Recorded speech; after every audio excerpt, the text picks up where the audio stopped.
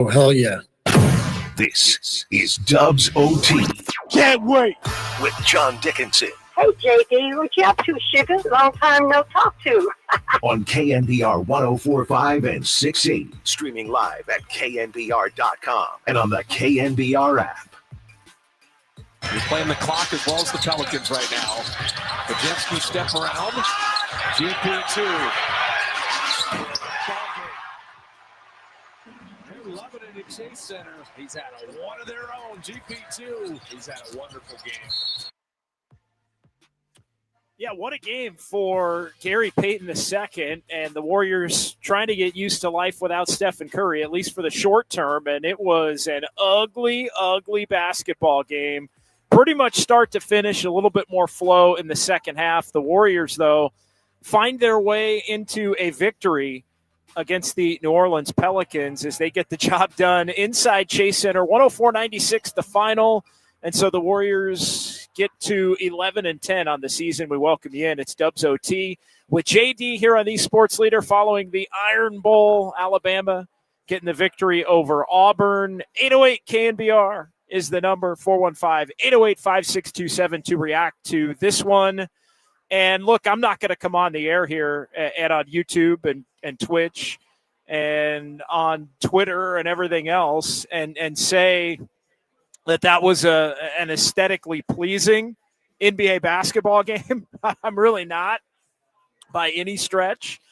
And the Warriors getting, as we talked about right off the top, used to life without Stephen Curry. And I think the one thing we know is any game is fair game in terms of the ability to lose if you're the Warriors in playing without Stephen Curry. And so for Golden State to find a way to get the job done, it's not going to look pretty, but any win that this team can get at this point for the time that Steph Curry is going to be out is going to be one that you'll gladly take and enjoy, and then keep it kind of moving on into the night and through your weekend, and you know, you focus on the next one, and hopefully the Warriors are not going to be without Stephen Curry for too long here. But yeah, it was painful. The first half in particular, and just the way the Warriors have to get it done. And I think in many ways the overarching takeaway for me coming off of this game is similar to that we've talked about on a lot of these nights where Steph Curry's played. It's just always going to be a chore. It's just always going to be hard. You take Steph Curry away, and now all of a sudden you've got the 3-16 Pelicans in town, and you are fighting to win that game and need a big run to close it out, with the Pelicans having the lead on you down the stretch, and the Warriors basically needing a 12-0 run late over the final 4 minutes to be able to push the lead up, and then ultimately with a bunch of fouls back and forth down the stretch, win it by that 104-96 final. So 808 KNBR, 415-808-5627. That is the number to jump in and join the conversation as the Warriors get a spectacular performance from Jimmy Butler, the third, first and foremost. I mean, Jimmy Butler was awesome in this game for Golden State. And he ends up with 24 points, 8 boards, 10 assists, a near triple-double. He was a plus 22 on the night. And we talked about it on Just Dubs this morning from 11 until noon here on the Sports Leader.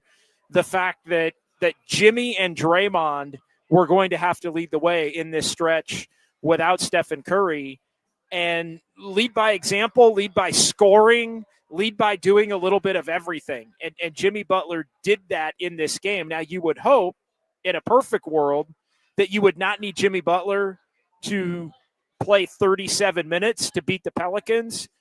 But alas, this is a non-Steph Curry universe that the Warriors find themselves living in at this particular point in time. And Jimmy really was on one tonight, especially in the second half. Jimmy was on one tonight to control and take over the game for Golden State and make sure, even with the Dubs down by a point in the closing seconds, that they would not wind up having what would have gone down, Steph Curry or no, as the worst loss of the season. So 808 KNBR, 415-808-5627. It's a pleasure, as always, to be out here at Harmonic Brewing in Thrive City, as we are after each and every Dubs home game here on the Sports Leader.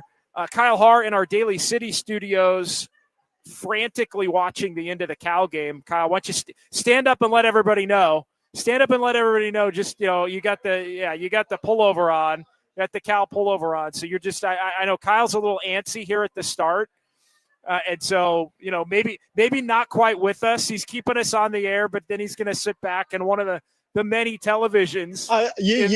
You may see me yell at the TV here in a little bit. We may see you throw a remote, remote control. Yeah, no, exactly. It's really tough. If there are any Cal fans in the chat or listening, I'm sure there are a few. Tough. It is really tough to be a Cal fan. It is, and Kyle and I, we were talking about that a little bit while we were listening and watching the end of the Iron Bowl before we could hit the airwaves. But yeah, wild one going on just down the road in Berkeley tonight, and so we will we'll keep everybody updated on the end of that one. As Kyle basically will tell the story, good or bad, if you're watching here on YouTube and Twitch, as to whether or not things end well or not for the Berkeley Bears in their game against SMU, with some college football playoff ramifications and ACC championship ramifications as well. Fozzie in the 925. Last I checked, Cal was up 23. That was a minute ago. Cal was behind in the final 2 minutes and then just went ahead, and now they're trying to hold on again and win that game for the second or third time. So yeah, it's turned into a night down in Berkeley. But 808 KNBR, some thoughts on this one. Warriors win by 8. Dubs OT with JD here on the Sports Leader from Harmonic in Thrive City. Warriors are moving the ball early in this one. I'll just kind of run through my notes.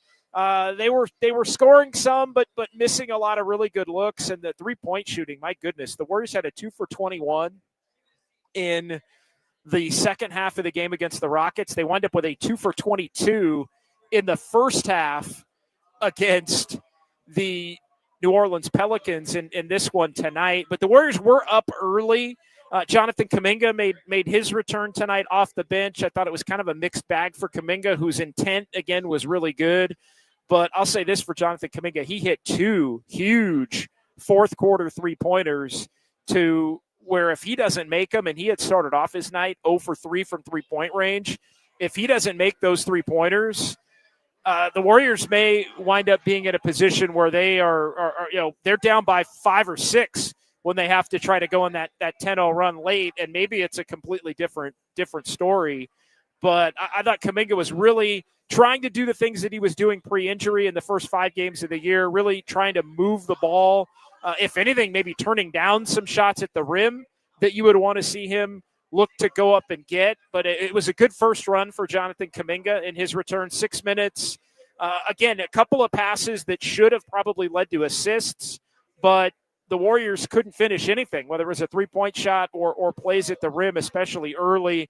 Golden State 6 for 25 and 1 for 14 from 3 in the first quarter. Only a couple of turnovers. The ball moved, but again, shots didn't fall. Warriors found themselves down 18-17 in what truly was an ugly first quarter. Found the Warriors down 18-17. Dubs won the second quarter and found themselves up by 4 at the halftime. A little more offense in the second quarter for Golden State after they got down by 8, an 11-0 run to cut the Pelicans lead at that point down to 1. And it was a good run for GP2, and it wound up being a stellar effort, 19 points and 11 boards for GP2. He really keyed both of the big runs for Golden State in this game. He was out there with Jimmy. He was out there with Kuminga, Pat Spencer, and Moses Moody in the first half of the ball game. And that key run, the 11-0 run there, prevented things from getting ugly, and it wound up being a 23-9 close to the second quarter for the Warriors. But most of that 11-0 run after the Warriors fell down by 10 was GP2 with, as I said, Jimmy, Kuminga, Pat Spencer, and Moses Moody. That group gets the credit for putting the Warriors up 4 going to the third quarter. Third quarter, a little bit more offense, but the Warriors get outscored. Buddy Hield hit a couple of threes in that stretch, but a rough offensive stretch for Kuminga in that. He took a three and then a mid-range fadeaway. And then came the Jimmy, first of a couple of takeovers in the third quarter there to prevent the Warriors from actually being down more. They found themselves up 1 going to the fourth against the 3-16 Pelicans. But as we mentioned a couple of times, such is life without Steph Curry. And the Warriors at that point, it was a plus 13 into the third quarter for Jimmy Butler. So they were a plus 13 with him on the floor and a minus 12 with him off the floor. And Jimmy would only add to that in the fourth quarter as he came back with 9 minutes to go. And we talked about a couple of huge Kuminga threes. There was also a big Will Richard three in that fourth quarter stretch. Pat Spencer had a driving floater, but the Warriors still found themselves down 88-87. Big three from Podziemski. As the Warriors did hit some threes in the second half after an ice-cold first half, they ended up making 10 of 25 in the second half from three-point range, and they needed every bit of those. Kuminga, as I mentioned, with a couple. And the Warriors really did it with their defense, I thought, in this game as well, as Draymond Green was a man possessed defensively, and he wound up putting it to Zion Williamson a little bit as well with some key stops. And then it was Jimmy to GP, like Joe Montana to freaking Jerry Rice or something for buckets down the stretch, just like as the Warriors drew it up.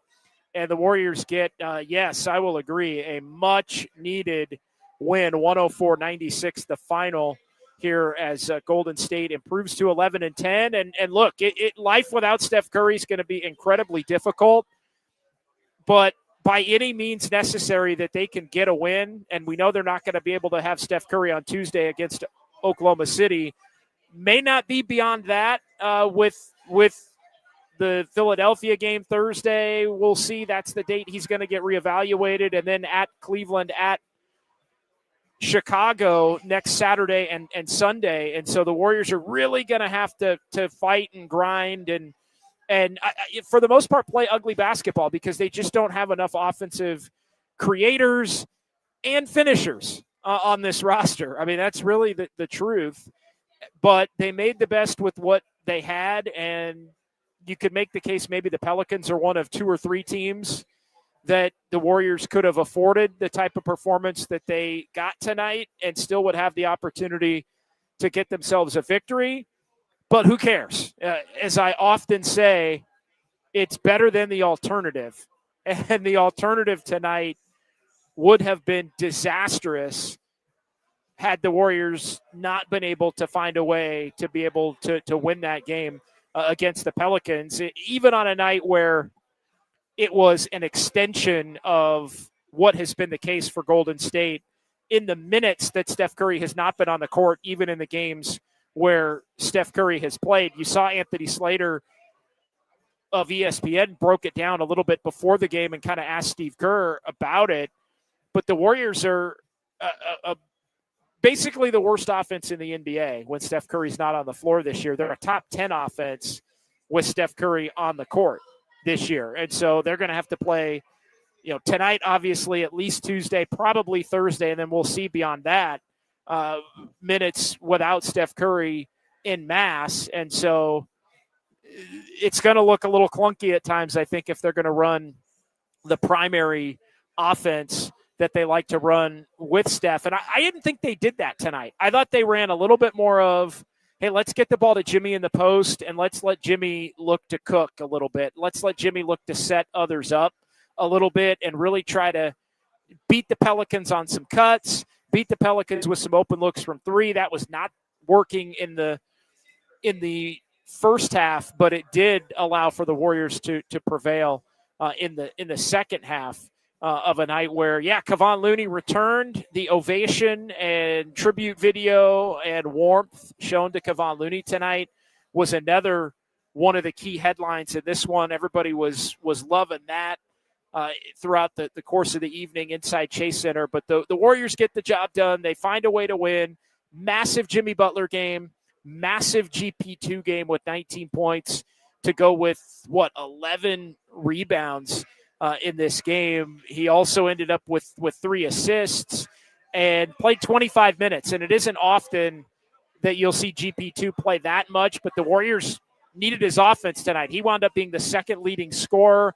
I thought Brandon Podziemski was really good in the second half tonight, and I thought Jonathan Kuminga hit those 2 big threes, as we mentioned, and the Warriors did it with defense and made some threes in the second half, which who knows what this game would have been if the Warriors had not been able to, in that second half, wind up 10 for 25 after the 2 for 22, which, by the way, the 2 for 22 chased a 2 for 21 in the second half the other night against Houston. And so we don't rate wins on this program, although Kyle Harr, you can tell he's just been glowing the last 5-6 minutes here because Cal did find a way to finish off SMU and pull off the upset in Berkeley. And look at that smile on Kyle's face. Look at that smile. Kyle's just been like I'm a happy ear man, to ear JD. grinning for like the last 5-6 man. minutes. Kyle is just loving it. Kyle is just loving life right now back in the Daly City studios. So, Warriors get the win. Cal gets a big win for our guy, Kyle Harr, and we're here talking about it at 808 KNBR, 415-808-5627. The Golden State Lumber and Showroom text line is open. Let's get to some chats here. Might be a little bit of a truncated edition of Dubs OT tonight. We'll see what we can get. I know Steve Kerr's been to the podium inside Chase Center. Draymond Green is at the podium right now inside Chase Center. So we'll hear from Draymond. We'll hear from Steve Kerr. An ugly but effective win for the Dubs in this one tonight. But let's get to Kyle's Clicks, our first installment. Florida Dubs fan. Dubs can enjoy being above 500 for 3 days. Ugly game, but it counts. Again, we don't rate wins on this program, and I cannot imagine what the conversation would have been like tonight had the Warriors not been able to beat the Pelicans. And it was very much on the table throughout the course of the evening. It was very much on the table. I mean, they're down 1 with, 4 minutes left, 4.5 minutes left. I mean, if they can't win this game, who can they beat without Steph Curry on the entire NBA schedule? Now, this doesn't help you in any of these future games coming up, but just getting the one and getting to get through the weekend and come back, and every win is going to be important for the Warriors at this particular point here to not have it turn into a scenario where you're 3, 4, 5, 6 games under 500, and then you have to start your climb from there. If you could keep it at 500 for the time being and then start your climb above 500 from there, I think that's going to be key, especially as the Warriors find themselves in this stretch here where we talked about it a ton on Just Dubs, and we talked about it a ton after the ballgame on Wednesday. This is the team right now. We can say the Warriors have to make some trades, and I think they do, but you can't do that for a minimum of another 6 weeks. And so this group has to suck it up and not let this season completely get off the rails here, whether Steph Curry's in or Steph Curry's not in. And if that means Jimmy Butler and Draymond Green have to bust ass to prevent things from getting out of hand, then that's exactly what the guys that you pay the most money to on your squad that are healthy and available to play have to do. And so, yes, Florida Dubs fan, Warriors can enjoy this and they're above 500 for at least 3 days, and they're 500 at least for the next 5 or 6 days until they play a week from tonight in Cleveland. They'll at least be within a game of 500 no matter what happens. All right, continuing on here on Dubs OT, our buddy Gene, 24th in the league offensively with Steph, have to add or make a move. And yeah, that's how dramatic it's been. We had the breakdown. I think according to Anthony Slater, with Steph on the floor, it's 6th in the league.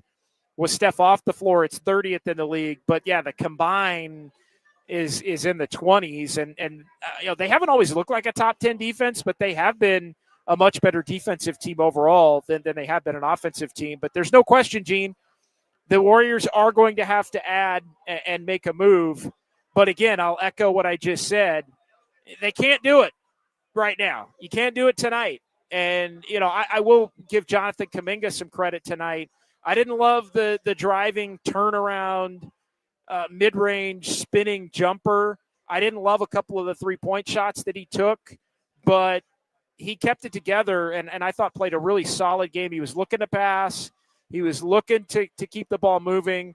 And again, a couple of no, okay, good shot, Kuminga threes in the fourth quarter that were huge. And so, again, I don't know that they have to lean on JK or put too much on his plate here without Steph, but it was a night where he ended up only scoring 10 points, but it was an important 10 points to help the Warriors win the game on a night where, efficiently, he ended up 4 for 8 and 2 of 5 from 3 and a +2 overall. I thought his intent was really good.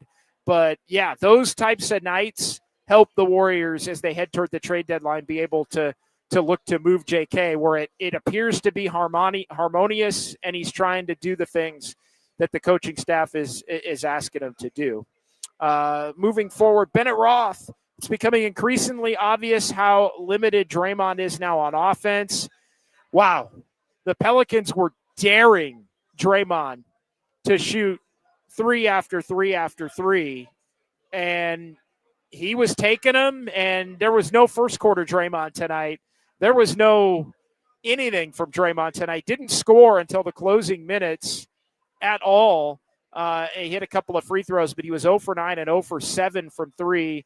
I thought Draymond was really good in every other way, but he is at this stage of his career, and he is a passer first and foremost. And anything you can get, it feels like that's efficient from him offensively, whether it's a couple of three-point makes or getting to the basket, just keeping the defense honest enough to where he can create for others is important. But, yeah, I mean, Draymond is still hugely important to this team, especially on the defensive side and when Steph Curry's out on the court as one of the wingmen to Steph and the two-man game that they have the ability to play. But, yeah, there are just some rough nights where teams, and I think especially without Steph, are going to dare Draymond to try and look to score and make shots. And tonight he just wasn't doing it. But he's one of their guys at this point.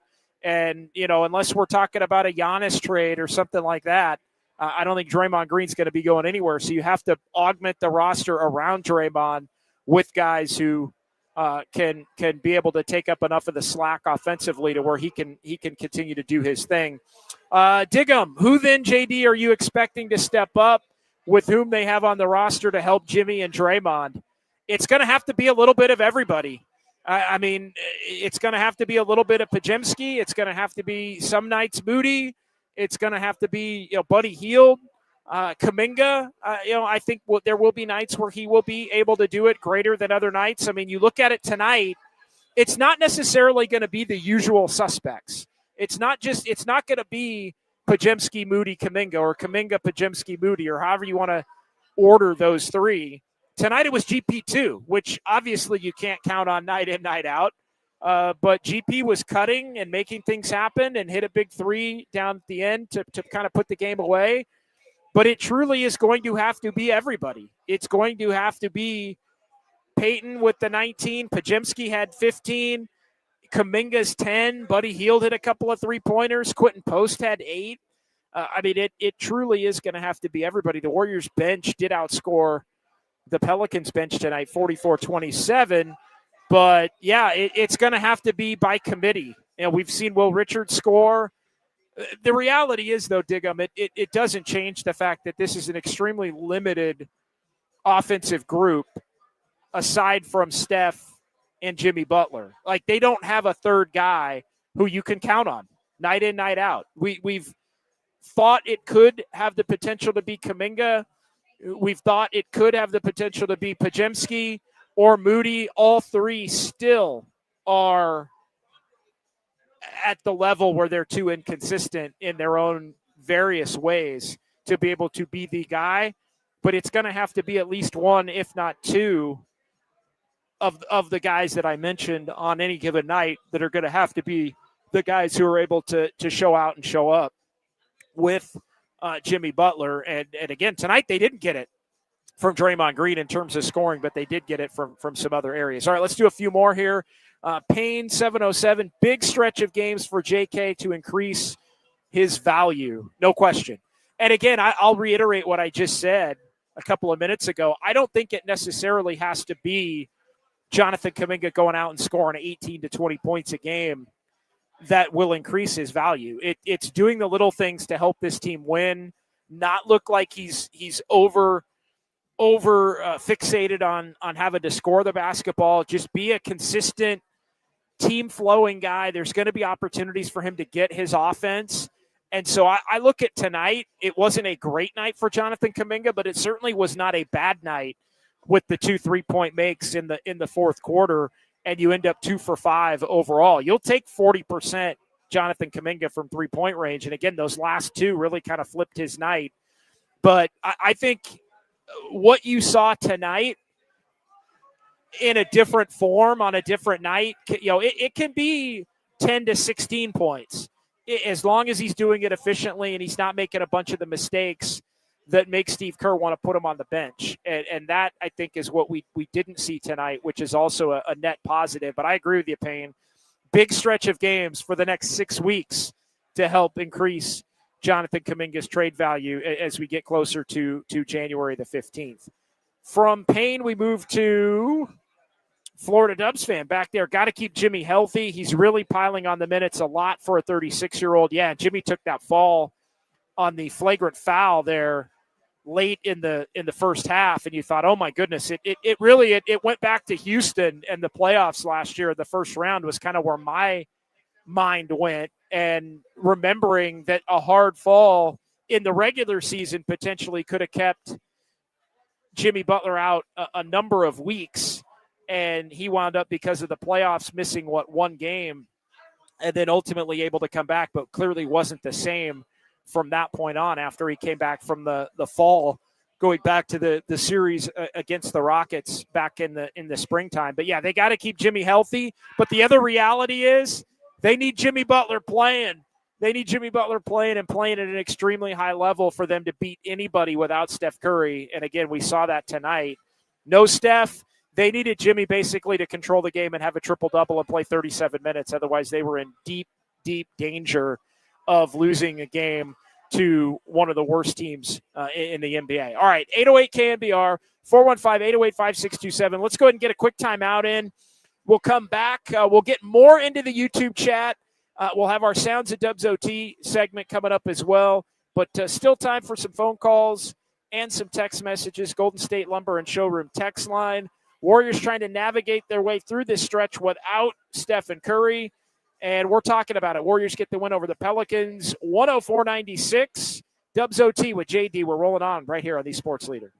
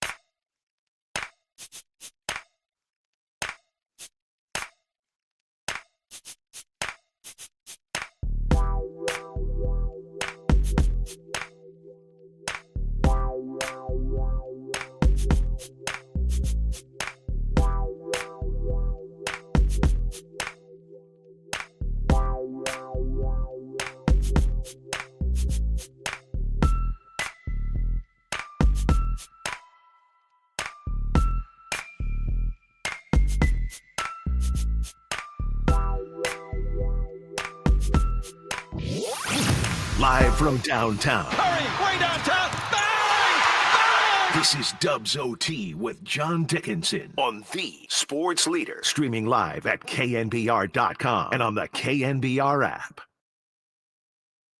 Can you add to the 6-point lead? Butler does and makes it an 8-point game. A 9-0 run. Pelicans take time. Winning time for Jimmy Butler. All right, welcome back. Warriors get the win. Jimmy Butler takeover. 104-96 is the final. Warriors holding an opponent under the 100-point mark as Golden State gets the job done, improving to 11-10. Again, wasn't pretty, but the Warriors will take it as they get their second win in 4 games on the homestand that was supposed to kind of be the cure-all. It's been everything but at this particular point in time. And they'll close it out after a couple of days off with the Oklahoma City Thunder, who are going to be coming in hotter than anybody in the NBA at this point. Oklahoma City playing some outstanding basketball.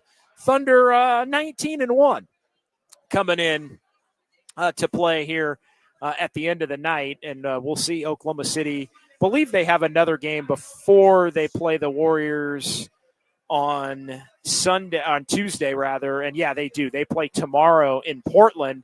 And that was their one loss in Portland earlier in the year. So 19-1, the one was in Portland, and the Blazers will get another crack at the Thunder before the Thunder come down and play against the Warriors on Tuesday. 808 KNBR, 415-808-5627. John Dickinson here, Golden State Lumber and Showroom text line, 626. Jimmy Buckets taking over, leading the Warriors to a victory. Now bring on OKC. We want the smoke. Well, I don't know about that for the 626, especially without Stephen Curry. 510, Spencer is better than Pods and Kuminga. I'm not going to go down that path. I'm not. We're not going down that path. But the Warriors are going to need some minutes from Pat Spencer if they're going to survive without Stephen Curry. And I thought Pat Spencer was solid tonight. Fozzie says OKC leaving the Bay 19-2, 20-2. So Fozzie's giving them the win in Portland to come in 20-1, and then the Warriors knock them down, hand them that second loss of the season at 20-2. San Jose Jazz fan 8 says go down that path, JD. No, I'm not. I don't think Pat Spencer is better than Brandon Podziemski and Jonathan Kuminga. I don't think he's better than either one of them. So there you go. That's the path I said I would not go down. But because you asked, San Jose Jazz fan 8, I decided to go down that path. Let's get more in the YouTube chat. Appreciate everybody chiming in here late and sticking with us after the Iron Bowl. Our buddy Daryl Lightfoot, JD, wouldn't this be a great time to bring up LJ Cryer? He can play on this team. I like LJ Cryer, but the thing about LJ Cryer, and we talked about this, LJ Cryer is in the G League and not among the Warriors' two-way players. And so he would have to be like the Warriors would have to sign him at a minimum to a two-way contract to bring LJ Cryer up. And at this point, I think Steph's going to be out such a short period of time that they're going to roll with Podziemski and they're going to roll with Pat Spencer basically as the backup, and Jimmy and Draymond are going to get a lot of run. And so you'd have to take somebody off of their two-way deal to add somebody like LJ Cryer, to the mix. But I like LJ Cryer. I do think, willing defender, a guy that can knock down an open shot here and there. I think LJ Cryer is somebody that I wouldn't be surprised if he winds up in the league and able to play, on a team and be a contributor for a number of years. I'll bet LJ Cryer has a career is basically what I'll say. As it relates to him. So it's not just as simple, even with him on Santa Cruz, to just move him up and down without being a two-way player. And as Jokes on You points out, He's shooting 24% in the G League. So yeah, I think he was better than that in the preseason. So, and what's the deal with Seth Curry? Yeah, I'm not sure what's going on with Seth Curry. I'm going to try to do a little digging on that. As to, I think for luxury tax purposes, they're trying to be able to prorate his contract to be as minimal as possible. I also think the longer they can wait before signing him, as they start to establish the way things are going to look in terms of trades, if you fill that roster out with the 15th spot, and then you wind up needing to make a 2-for-1 or a 1-for-2 kind of a trade, maybe you end up having to take somebody back, and then you don't have a roster spot in a trade to take somebody back. Although I think the Warriors are probably more likely to be going the opposite direction, where they're going to be trading 2-for-1 or 3-for-2 or something like that. I think the Warriors are probably going to be subtracting more players from their roster than they would be adding in any kind of a trade. You do want to make sure that you are sure that that's going to be the case moving forward. Payne, JD, realistic trade targets that the Dubs should have on the radar. I mean, one of the guys who didn't play tonight, Trey Murphy III, that may be a pipe dream in some people's category. PJ Washington, Daniel Gafford, I think is also somebody that potentially could be in the mix. I'm not buying Sabonis or Malik Monk. I do think the Warriors could have some interest in Keon Ellis with Sacramento. But again, Keon Ellis doesn't make a lot of money. And so if the Warriors were going to get somebody like Keon Ellis from Sacramento, potentially in some kind of a Kuminga trade, the Kings would have to be adding more money to that deal. And the Warriors, I'm not sure, would want to be taking some dead-ass contracts back from Sacramento in an attempt to make a deal just to get somebody like Keon Ellis back and in the fold. So I think those are a number of the realistic names. I don't think Sabonis, Payne, you said please don't get Sabonis. I don't think Sabonis is realistic at all, as you followed up there. And I'll just give you a note. And I don't think DeRozan is anybody that the Kings would have. I mean, DeRozan's 36. He's making $24.5 million. I don't think he's in the mix. Sabonis 42.3 this year, 45.4 next year, 48.6 the following year. And he's got a partially torn meniscus. Like the Warriors have been reluctant to take even a guy like Malik Monk with money on his contract for 2 years from now. I don't think they'd be taking Sabonis. And again, Sabonis has got a partially torn meniscus right now. And so it sounds like he's not having the surgery that would keep him out long term. He's trying to heal the meniscus up and be able to potentially come back that way. But I would be staying away from Domantas Sabonis at the money that he's making. Kobe White, Payne, great name. Kobe White definitely would be on my short list of guys that I would have interest in. I think Kobe White would be tremendous. I think he has the ability to get his, but also fit in the context of what the Warriors like to do offensively. He's definitely realistic. I don't like Colin Sexton as much. But I think I do like Kobe. Among the combo guards, Kobe White would be the one that, and he's really more of a lead guard, point guard type that can shoot the basketball. So I could see him fitting in the Warrior system, and also when being asked to do more outside of the Warrior system, be able to kind of flip that switch and be able to do that. Bull Cubs, what time is Niners pregame tomorrow, and are you hosting? 7 a.m., and yes, I am not in Cleveland, obviously at Harmonic in Thrive City tonight, so cheers. Not on a red-eye to Cleveland. They do exist. You can get a red-eye to Cleveland out of the Bay through Atlanta, I believe. I have done that in the past, but I am not going to be headed to Cleveland. I will be in the home studio tomorrow with for 49ers pre- and post-game with Adam Copeland. Adam will not be in my home studio. I think he's going to be in the Daly City studio or the Tim Webb Broadcast Center. But yes, with Adam on the air and on YouTube and Twitch and everything else. And, looking forward to that tomorrow morning following the show tonight. Pods needs to start cashing those checks after doing all that talk this offseason. He definitely does not look like a player who's replacing Curry.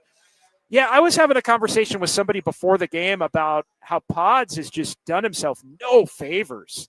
Like, if Pods just kept his head down, didn't say some of the crazy stuff that he said, and was just a solid player, nobody would hate him.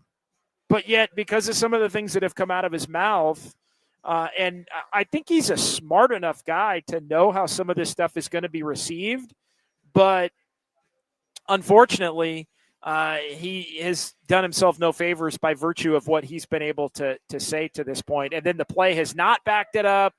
And then he's found himself more and more behind the eight ball as he's continued to say things that makes everybody kind of go, what? Huh? What did he say? He didn't really say that, did he? I mean, I can't tell you. I mean, how many times has Podziemski said something where you kind of think to yourself, did he really say that?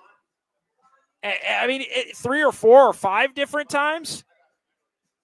7 a.m. tomorrow, Eve here. I did say what time it is. Niner pregame starts tomorrow at 7 a.m. here on the Sports Leader. 7 a.m. Pacific, which is all I'm concerned about because I'm not headed to the Eastern time zone. But, 7 a.m. Pacific, we're going to be on. So you can set up the countdown right now. What is that? About 9 hours away. I'm bad at math. 10 hours away. 9 hours and 47 minutes away. But yeah, Fozzie, I agree with you from the 925 there. Pods needs to start, or he just needs to take a deep breath and shut his mouth. He just needs to take a deep breath and shut his mouth and just play calm basketball.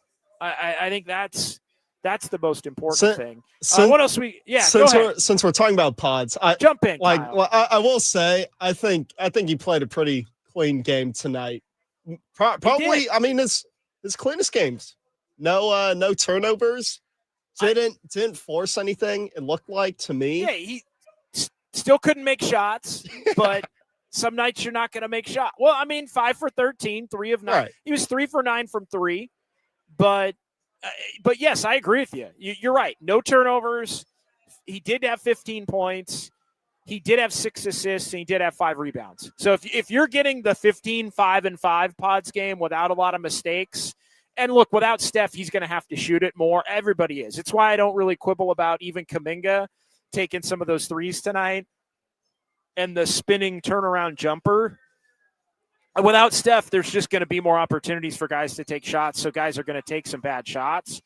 But, yeah, he is still not the shooter that you wish he was at this point in his career. And I'm wondering if he is ever going to get in the time frame that the Warriors are going to need him to become that shooter. I'm not sure he's going to be able to become that shooter, which is basically now and or next year. And so, but I'll also say this, he got off to a bad start last year and he was much better. He was, I mean, under 20% from 3 at the beginning of last year. And then really for the final 60% of the year, he was basically like 40. And so can you get that level for a long stretch, even if it evens out to the mid to upper 30s? I think you take that at this point from Brandon Podziemski. Fozzie, hate to be this person, but the Warriors got lucky. Whew. Lack of experience from the Pelicans at the end of the game and the experience of Jimmy won. Yeah, again, they won't be. I don't even disagree. But sometimes it's better to be lucky than good. And I think the fact that the Warriors played the Pelicans tonight in this first game as they embark on this stretch where they're not going to have Stephen Curry, it was a blessing. It was. And the Pelicans without Trey Murphy, and the Pelicans with Zion Williamson, defense optional out there, type of a player. I mean, that's you take the blessings when you can get them. And I would say that for Golden State is a blessing that they didn't have to be able to have to play. I mean, you're right. I mean, how many teams?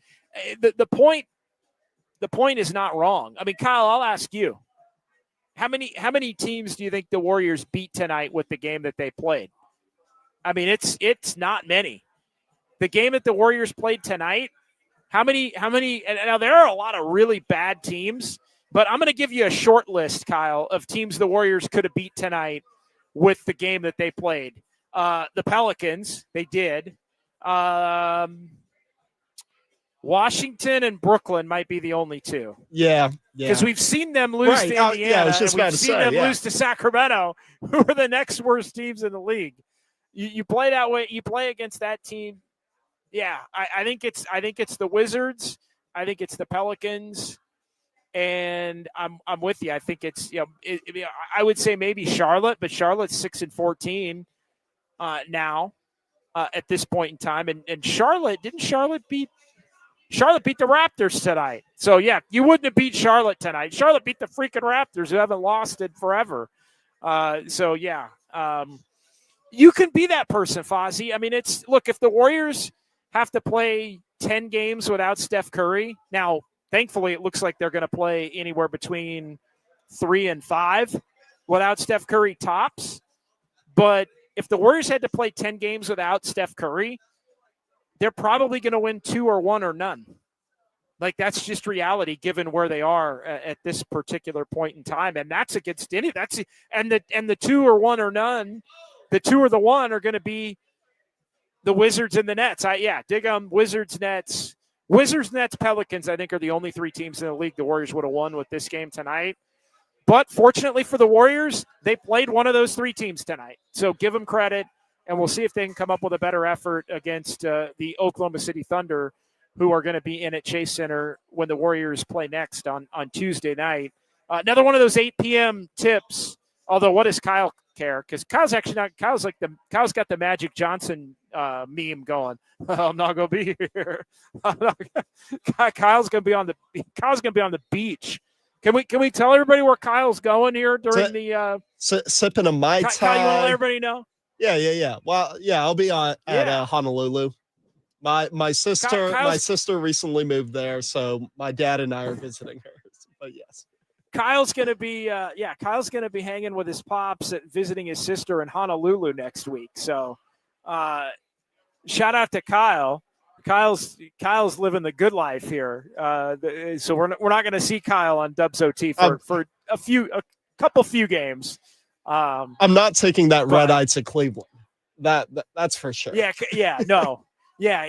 are not on the red eye to Cleveland, which I've done a couple of times. I've done the red eye to Cleveland through Atlanta from SFO. I've done it more than once in the month of my life.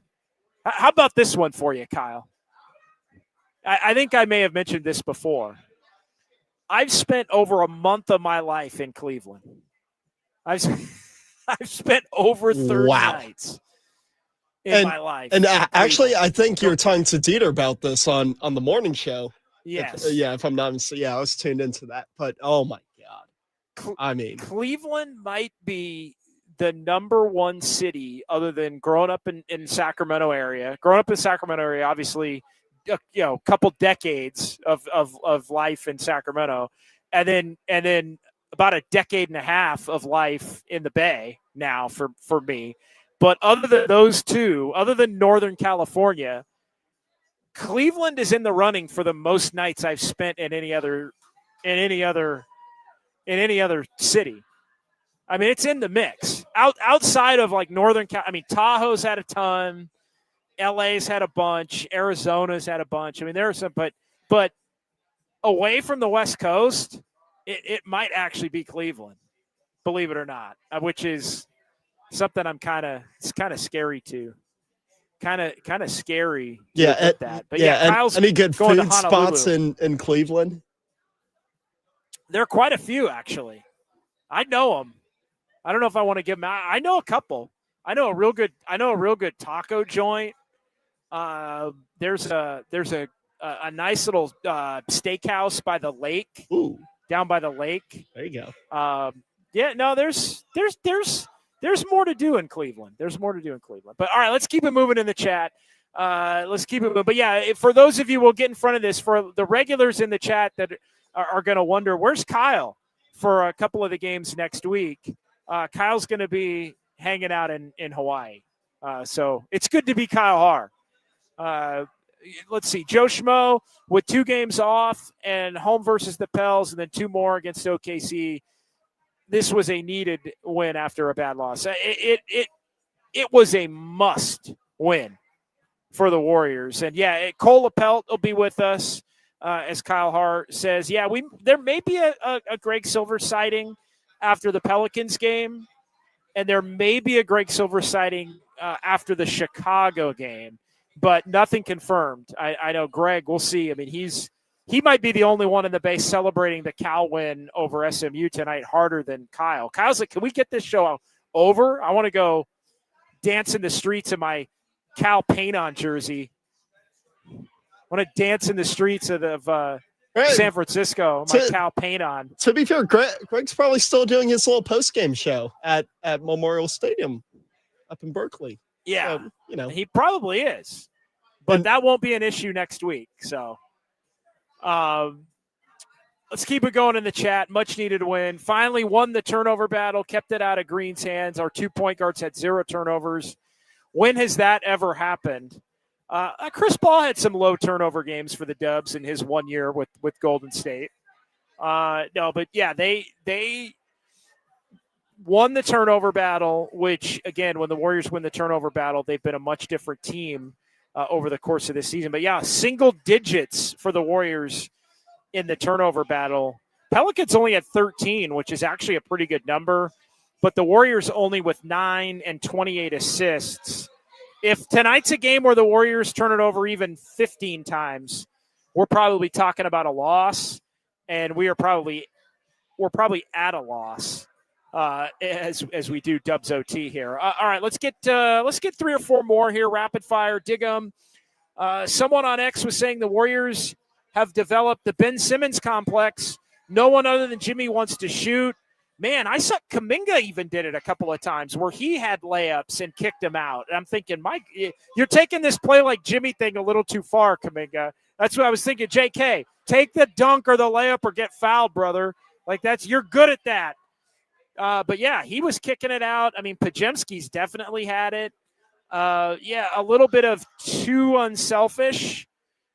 And too unselfish is okay unless you're being too unselfish because you're afraid to shoot. And at times I think the Warriors, when they're not hitting shots, do look to move the rock a little bit too much. Sometimes somebody's got to take the shot. And I think what we've seen a lot is guys will get caught in between do I want to pass it? Do I want to shoot it? And all of that. So let's get another one here on Dubs OT. Warriors need to win this game because the next game is probably an L. Yeah. Zerker X, I agree with you. Probably. We'll see. Now you take your chances, and if you can get it, it'll be a feel-good win. But, yeah, Warriors without Steph against OKC. We saw how the Warriors looked in OKC a couple of weeks ago with Steph, and it wasn't pretty. So, yeah, the Warriors definitely needed to win this game. I'm going to work on trying to find out who is announcing Bull Cubs, who's announcing the game for NBC on Tuesday. Yeah, one of the 8 o'clock starts on NBC and Peacock. If you prefer to stream it, if you have another service, you can watch it on regular NBC. If you have DirecTV or Xfinity or YouTube TV or one of those, whatever your preferred service is there, you can watch it on the regular NBC channel. But if you're a stream-only person, you can also watch it on Peacock. And, yeah, I'll try to get you the broadcasters for that game coming up on Tuesday. Just off the top of my head, would it be Mike Tirico? Would be my I'm not sure initial assumption. They've had a rotating crew, and it could be, but yeah, they've had a rotating crew with Tirico doing Sunday Night Football. I know Tirico's done some of them. I know Terry Gannon has done some of them as well. And they had a completely different crew do the Laker-Clipper game. A couple, like Dwayne Wade was on it, I think, with Candace Parker. Was that on Prime? No, that might have been on Prime. I'm getting it confused. I think that was Prime. My bad. Yeah, Terry Gannon's been one of the NBC guys. Sorry, I'm getting my stream. I've watched too many. I watched like a couple of games on Prime. No, D Wade and Candace were on Prime. So forgive me. That was yesterday. So yeah, we'll get you that coming up here. All right, Daryl, as soon as Richard hit that three, Kerr immediately called for Buddy to come in for him. He messes with the kid's head. That's why he comes back in tentative. I don't know. I think that was more the normal sub pattern. And look, I don't think Will Richard lacks confidence or gets tentative. I think he's one of the guys that hasn't done that. But that can be something that does, in fairness, Daryl, mess with a young player for sure. All right, let's take another timeout. 808 KNBR, 415-808-5627 as we continue here with Dubs OT. We'll get sounds of Dubs OT straight ahead. We'll hear from Steve. We'll hear from Draymond Green and others as the Warriors win 104-96. Back here to close things up from Harmonic and Thrive City on the Sports Leader.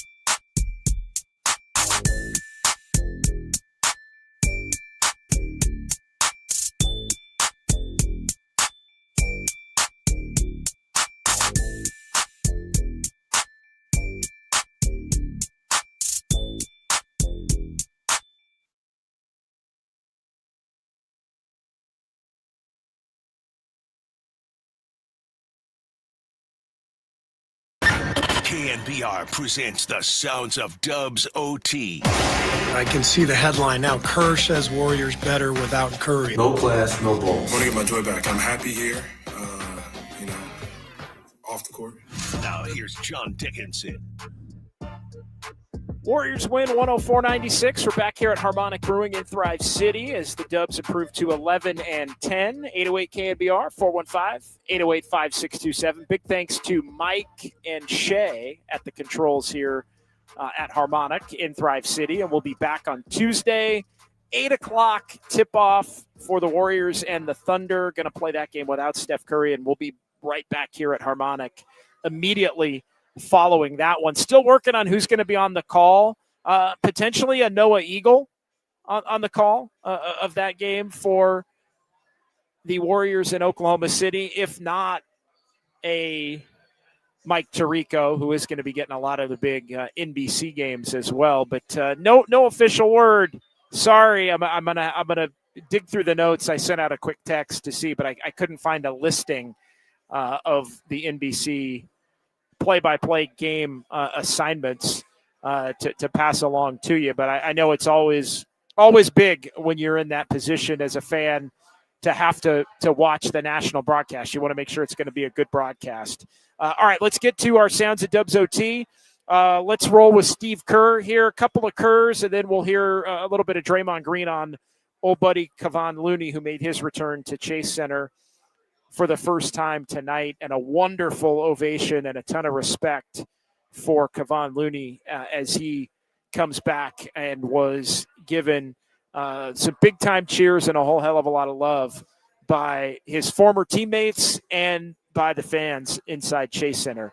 Gary Payton II, big part of the story of this one for the Warriors as he ends up with 19 points and 11 rebounds. Who's going to step up without Steph? Well, GP2 did tonight, working with Jimmy Butler.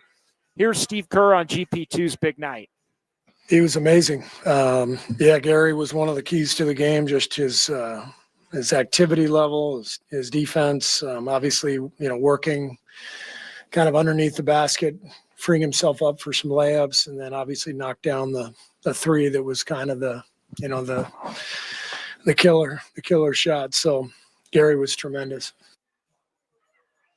Rebounding as well was a big part of things, and rebounding has been an issue for the Warriors. They didn't out-rebound the Pelicans, but they held their own on the boards against the Pelicans. Pelicans out-rebounded the Dubs in this one 50-47, but GP2, the leading rebounder for the Warriors in this game tonight with 11. Everybody kind of pitched in. Draymond had 8. Draymond had 9. Jimmy Butler had 8. Those were the big three, 11, 9, and 8. So 28 of the 47 boards from GP2, Draymond, and Jimmy, and then Brandon Pajemski ended up having 5 as well. And so those collective, team rebounds are how the Warriors are going to have to get the job done, especially if they're going to be playing some of these smaller lineups, which they are prone to do here on a night-in, night-out basis. So there's the head coach on GP. Let's hear the head coach of the Warriors, Steve Kerr, on Jimmy Butler, who was everywhere tonight. And the Warriors allowed, without Stephen Curry, Jimmy to control the game more. And it was huge because he was able to lead this team. I know it's the Pelicans, but he was able to lead this team to a win that they absolutely had to have. Yeah, Jimmy's one of the best ISO players in the league. So one of the things we work on all the time is our spacing around Jimmy when that ISO happens. And Gary's got a great feel for working the dunker spot, working behind the play, creating these openings. He did it at least twice in the first half, got behind the defense for a layup. JK found him on one of them. And then, he's got a great feel. I always say he's a power forward in a point guard's body. It makes him very unique. But his speed and quickness in the dunker spot is tough for people to handle, but also just his feel down there to create the openings.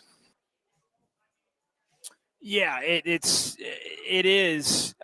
Jimmy in that low post spot, that dunker spot. Give it to him, let guys cut off of him, be able to make his move and get fouled. All of that is extremely important. And I thought the Warriors probably didn't run enough through Jimmy, and it's always a balance. And like it's the Steph offense and the things that allow for everybody to get theirs in the context of Steph's gravity. But I also think the Warriors at times need to be more comfortable running a different offense when Steph's maybe not on the court and Jimmy Butler is on the court. And so I think that is something, and tonight I think the Warriors did do that. Could they have done it a little bit more down the stretch with Steph struggling and the way that the Rockets were defending Steph on Wednesday night? I think the answer to that question is yes. Now, where I think the Warriors get into a little bit of trouble is they don't want to do it for anybody, right? Like they don't want to do it for Kuminga. They don't want to do it for some random backup point guard that plays like Malik Monk or Colin Sexton. But they do need to do it and want to do it for somebody like Jimmy Butler, who has the ability to create and run offense and do it in a much different kind of a way. And so I thought it's easy to do it when Steph's not on the court. Can you mix that in a little bit more in some of the games where Steph is involved in the game or a part of the equation in terms of the Warriors don't like to run separate offenses in the same game is probably the easiest way to say it. They don't want to run the Steph offense when Steph's in, and then, Steph's not in, we're going to run the Jimmy offense. They like to keep it a lot more similar in terms of their teaching points and trying to get everybody involved and everybody to have a cohesive feel, because they believe that offense is good enough to get people good looks as long as the ball's moving and they're not turning it over. Even without Steph, that's where it gets a little dicey. I'm not as sure about that. But tonight, I thought they went away from it because Steph was completely out of the equation, and I thought Jimmy was able to thrive, and they needed Jimmy to thrive and do it the way he did it. Otherwise, they weren't going to have any ability to be able to win this game. All right, let's hear another one from Steve Kerr as he talked post-game following the Warriors' 104-96 win against the Pelicans. And there were points at which things could have gotten ugly for Golden State in terms of maybe creating a deficit that they would be unable to fight back from. They did find themselves down 10 at one point. But here's what Steve Kerr had to say about a mistake-free game for the Warriors in this one. I thought we got a lot of great performances. The key was taking care of the ball, just allowing ourselves to to control the game or keep it under control, not let it get away from us. And so even when they took the lead, we weren't really making mistakes. And we gave ourselves a chance for Jimmy to take over and, guys to make big shots. Yeah, there's a difference between not hitting shots and making a lot of mistakes and being sloppy. And tonight it was more when the Warriors weren't playing well, in particular in the first half. It was much more about the inability to hit shots and the 2 for 22 from 3-point range in the first half.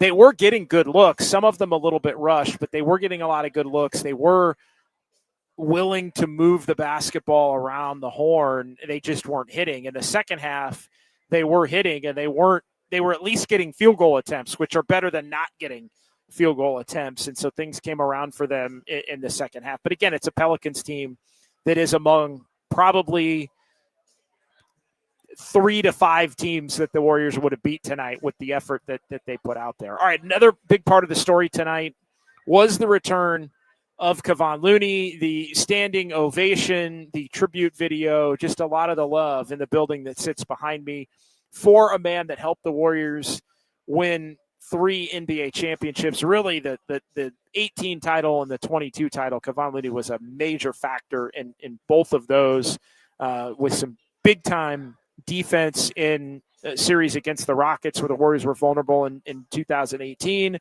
He had a ton of rebounds and defense and physicality against the Grizzlies in the 22 second-round series. I don't think the Warriors win that series without him.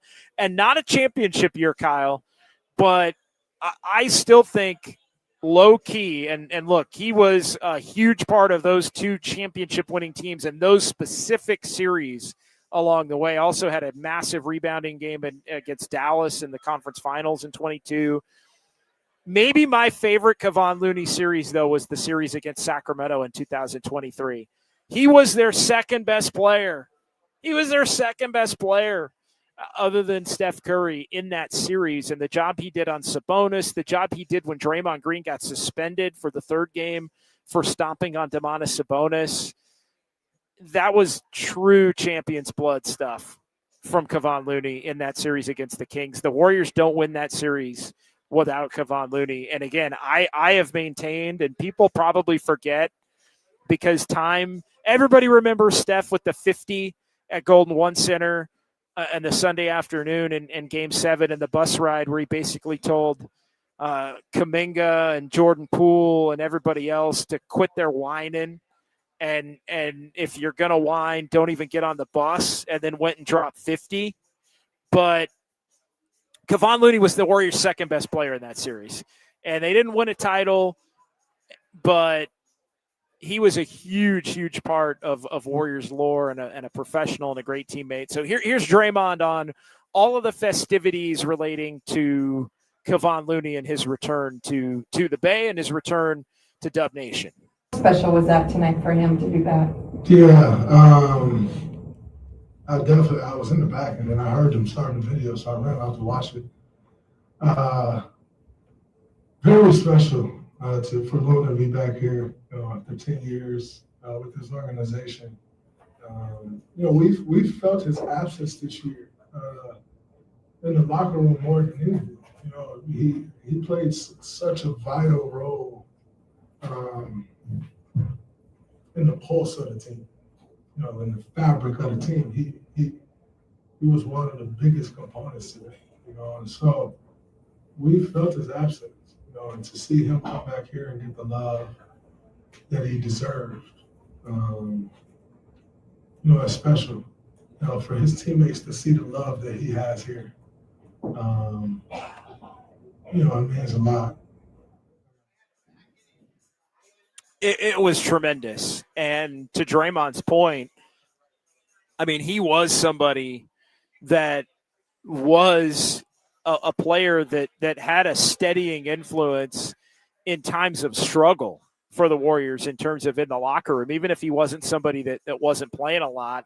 And yeah, I agree, Diggum. The Warriors do miss him on the glass in a major way. I mean, he's somebody that you could trust in that vein. I mean, and a hell of an offensive rebounder too. He's somebody that could clean the glass, but also give extra possessions to the Warriors. And so, but he was a leader, and he was somebody that, young players maybe couldn't always go to Steph or Draymond or Klay Thompson, but they could go to Kevon Looney.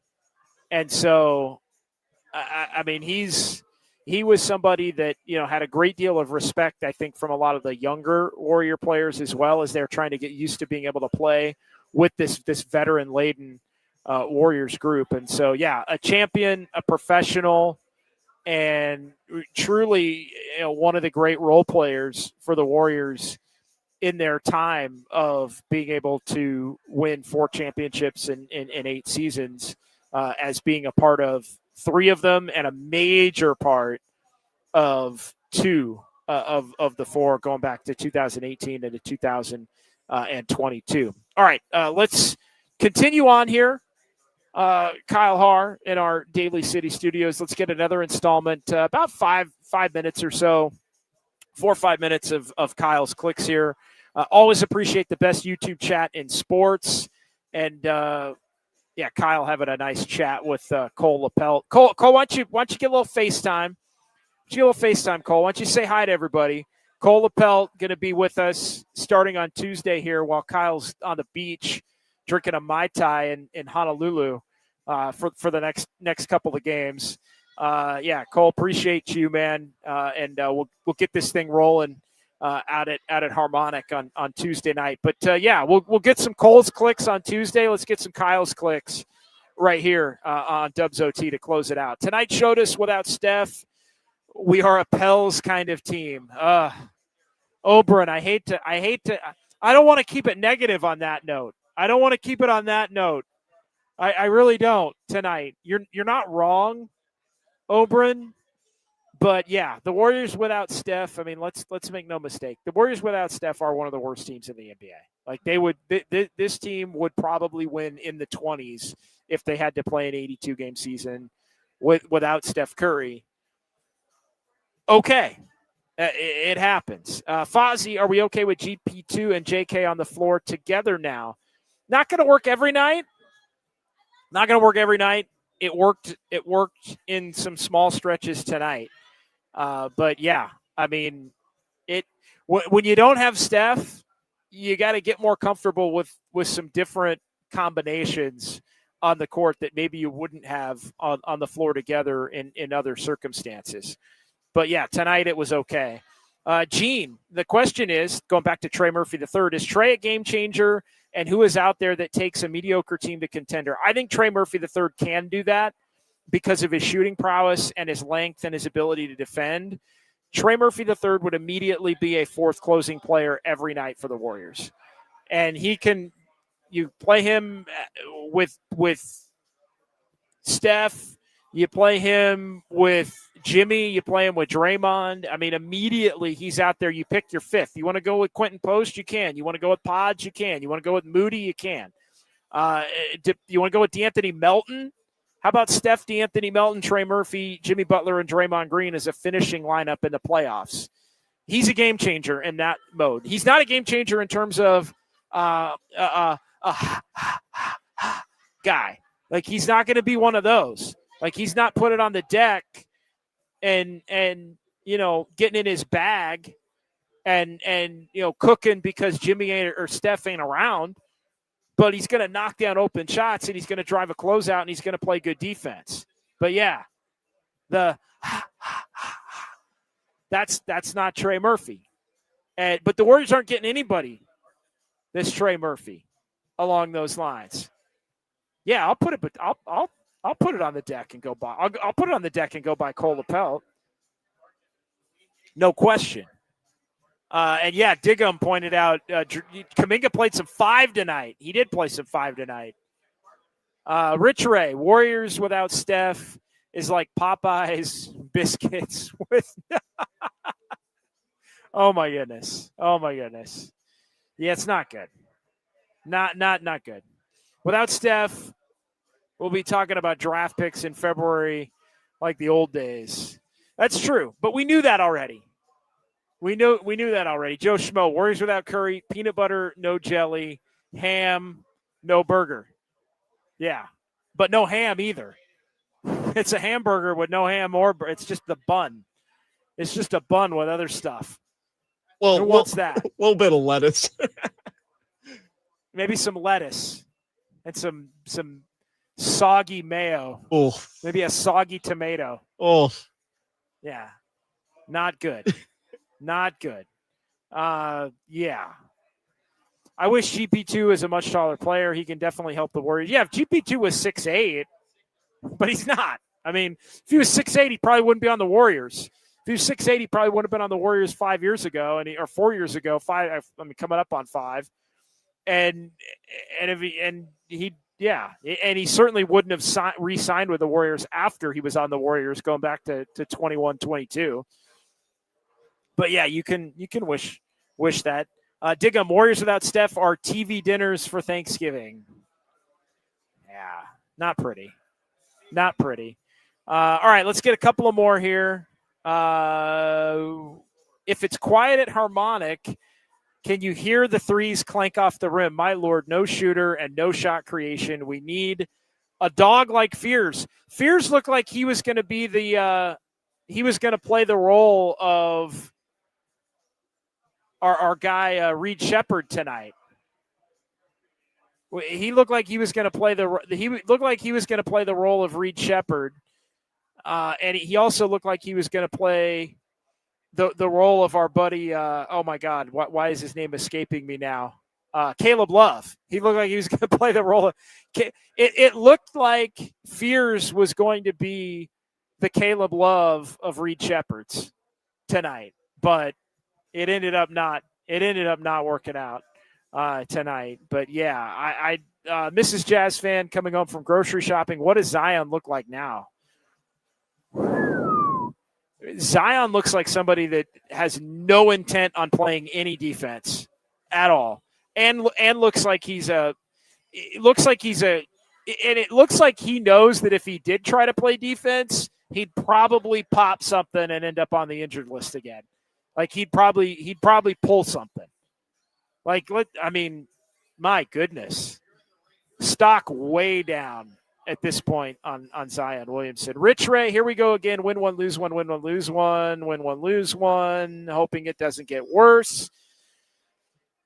Just got to suck it up and have that be the case here without Steph for another week. And then, hey, you all saw the schedule, right? I mean, the Warriors 2 days off before the Thunder, which, by the way, the Warriors are undefeated when they've had 2 or more days off. Before it stayed undefeated tonight with 2 or more days of rest, have 2 days off before the Thunder, but then they're going to play 2 games in 10 days after next weekend when they play in Philly and Cleveland and Chicago. But all right, Kyle says this is our comment of the night in the YouTube chat. So let's play the thing. Here we go. Now, time for the Dubs OT comment of the night. Read the Steed. Some reads are cool. Way to go, Reed. Reed for the win. Reed for the win. Great one tonight from our buddy Reed the Steed. Reed the Steed, not a bulk commenter, but knows when to come in late and steal the show and win comment of the night. Reed the Steed's done a nice job. But yes, some reads, including Reed Shepherd, are quality in their field and quality humans. All right, let's wrap things up here at Harmonic with our Fun with Numbers segment after the Warriors get themselves a win. This is Dubs OT with JD. Time now for fun. I'm a fun guy. With numbers. No, I'm just having fun. On KNBR 104.5 and 680. Streaming live on KNBR.com and the KNBR app. All right, Warriors 11-10, 7-2 at home, 2-2 on the 5-game homestand. So the game against the Thunder will determine it. The Warriors 2-0 against the Pelicans. Thank goodness for games against the Pelicans. Warriors can win those. 2-0 at this point. They'll play one more time February 24th at New Orleans. 10 turnovers to the Pelicans, 13. Warriors 9-1 this year when winning or having the same amount of turnovers. 2-9 when they don't. They are 4-5 in clutch games. Warriors pick up a clutch win tonight. Also held New Orleans under 100 points. Third time this year the Warriors have held an opponent under 100. Hey, they're 3-0 when they do that, so you can always try to play defense and muck the game up and make it ugly. Pelicans shot 37%.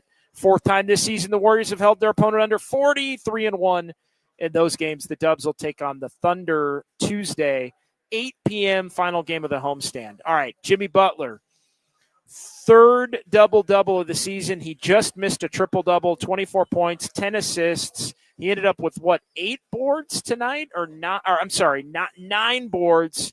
Yeah, for 8 boards for Jimmy, 10 assists. So 24, 8, and 10 for Jimmy. So by 2 boards, he misses the triple-double. GP2, first double-double of the season, 19 and 11, fourth of his career.